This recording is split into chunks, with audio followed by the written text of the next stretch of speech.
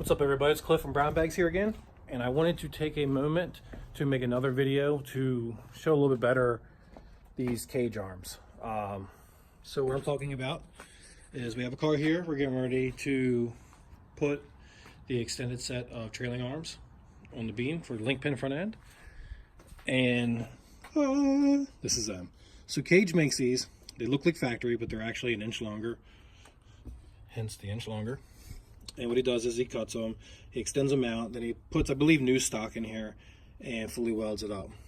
Cage is, I believe, a certified welder, which is very nice. Gives you an extra, gives you extra good feeling that it's being put together by somebody who knows what they're doing and can weld.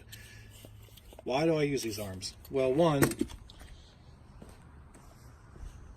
as you can see here, when you lay a car out or even slam it pretty good, the front wheel really pulls forward. The center of this fender is right about here. Drop it down. It's pulled forward. Looks a little goofy. One other thing it fixes though is when you lay a car out, you start hitting the headlight buckets. Can't turn, can't go as low. What this does is it pulls everything back an inch and gives you a little bit of that extra clearance. Now, extra clearance is a lot. The extra clearance is going to center you up in the wheel well. It's going to bring you back from the headlight bucket, and for static guys, those two things alone is worth it. For air ride, which is nice, is this. Here's the lower arm. These are lengthened an inch, so this pivot point where the lower shock mounts, the air shock used to mount right here, an inch forward. Now, it's just like leverage with anything else. It would be like a seesaw. You put a 200-pound person on one end, and you go out to the other end of the seesaw and you push them down. It takes X amount of force. Well, if you start coming closer, it's going to be harder and harder to push. This isn't any difference. So, you're looking at this thing used to be like right here. Well, he lengthens these. Now they're back to here. Okay, that's an extra inch. It's going to help it lift easier. It's going to help it ride smoother. It's going to take less pressure. But I also have these. These are a very nicely machined piece from aircooled. Pete makes these, and normally these are just like 1/8 inch plate that's been bent around. The one Pete makes are machined really nice. That's Cage right there. He's the one who makes the arms. So now you add these on top with everything else. Boop. And you're about center to center, an inch and a half. So you have an inch and a half plus the inch, you're 2.5 inches back. So you've gone from here all the way back to here. Everything better. Centers the wheel, pulls away from the headlight bucket.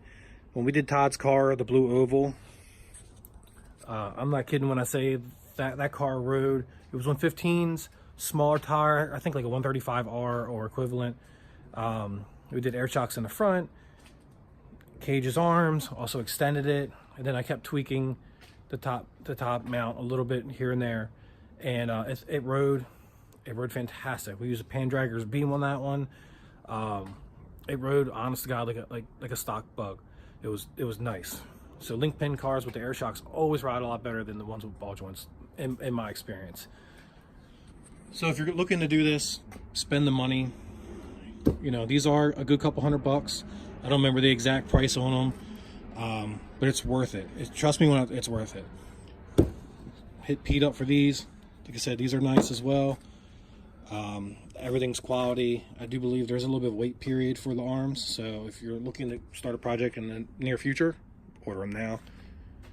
I believe you can either do with or without cores. Don't quote me on that. I don't work for Cage. I'm just reviewing these because I like him and he seems like a decent guy.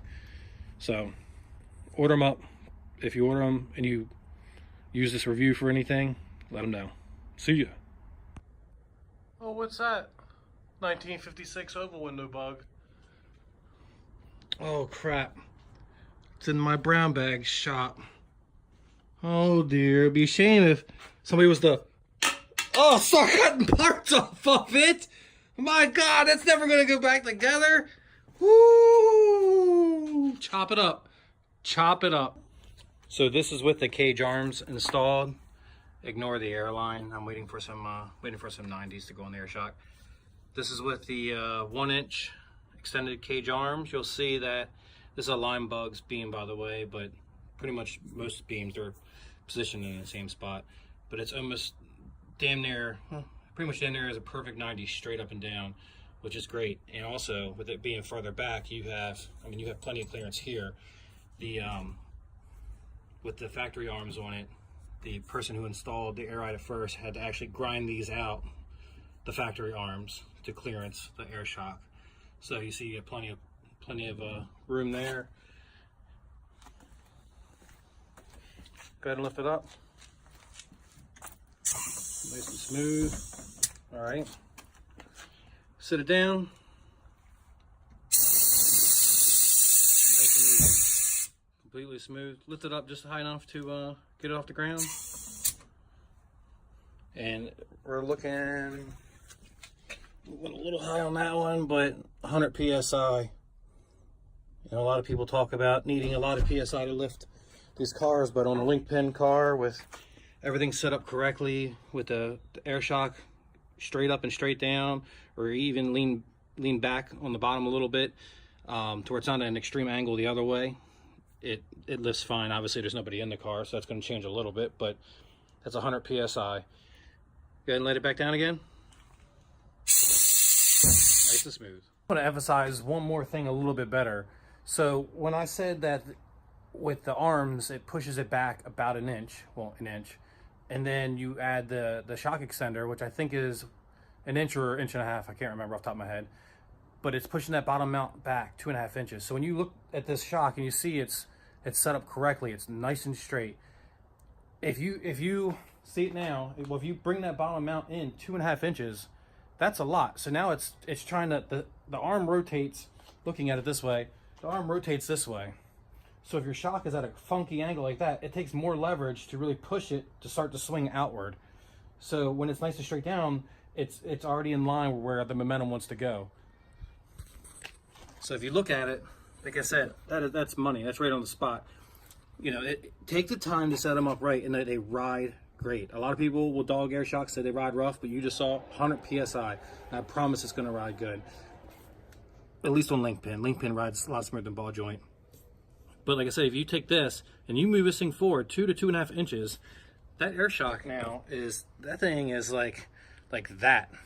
You're gonna be rubbing your arms, and you're gonna be trying to push this way on something that wants to rotate this way. That just makes it a lot harder. So just take the time to get them set up correctly. Buy Cage's arms, set them up right, extend it back even further, and it'll ride good, I promise you.